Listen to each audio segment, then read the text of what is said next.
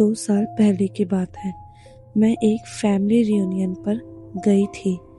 वहाँ पर काफ़ी ज़्यादा लेट हो गया था। रात के काफ़ी समय हो चुका था और मुझे अगले दिन ऑफिस जाना था, इसलिए मैं वहाँ नहीं रुक सकती थी। ड्राइव 2 घंटे की थी।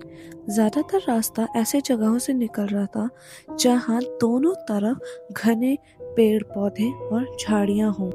ये पूरा सीन उसी तरह का लग रहा था जैसे हॉरर फिल्म्स में दिखाया जाता है। ड्राइव शुरू हुए 45 मिनट हो चुके थे और मुझे काफ़ी ज़्यादा नींद भी आ रही थी। आप सब जानते हैं कि कभी-कभार इतनी थकान आ जाती है कि हमें लगता है कि हम बस वहीं सो जाएं।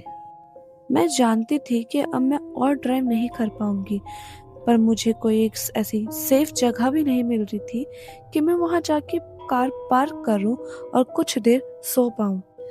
तो फिर मैंने वही किया जो मुझे नहीं करना चाहिए था।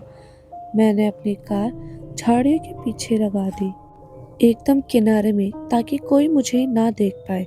मैंने समय देखा, 11:22 और मैं सो गई। जब मैं सो रही थी तब मेरी आंख एक आवाज से खुली। ये आवाज कोई खड़खड़ाने की सी थी। जैसे ही मेरी आंख खुली मैंने समय देखा, 11:50 और ये आवाज कुछ सेकंड में ही बंद हो गई। मैं इतनी थकी हुई थी कि मैंने आवाज को नजरअंदाज किया और वापस सो गई। कुछ देर बाद वही आवाज दोबारा आई। मैंने समय देखा, इस बार 12:40 हो रहे थे और ये आवाज अब रुक नहीं रही थी और मैं काफी ज्यादा डर रही थी। मैंने सोचा कि कोई जानवर है, लेकिन ये आवाज 1 घंटे बाद दोबारा क्यों आई थी? मैंने रेयर व्यू से देखा और 1 सेकंड में ही कुछ जंगल की तरफ भागते हुए दिखे।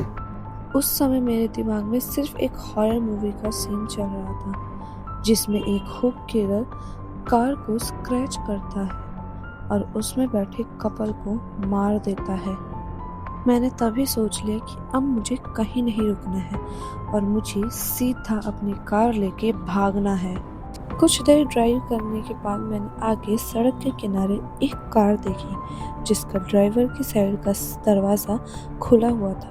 मैंने अपनी कार की स्पीड को स्लो किया और अंदर देखा तो वहाँ कोई भी नहीं।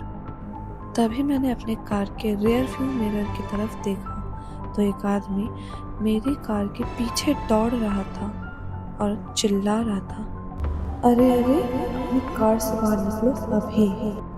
मैंने तुरंत अपना गियर बदला और वहां से भाग गई।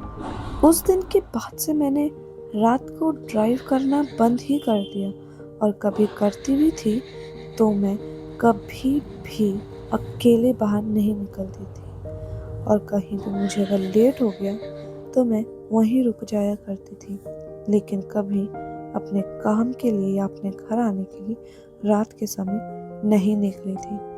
यह हादसा बहुत ही ज़्यादा खौफनाक था मेरे लिए। उस दिन को मैं अब भी याद करती हूँ तो सोचती हूँ कि क्या होता अगर मैं उस दिन अपनी कार रोक देती, क्या होता अगर मैं उस कार से बाहर निकल जाती, क्या होता अगर वो आदमी मुझे पकड़ लेता। तो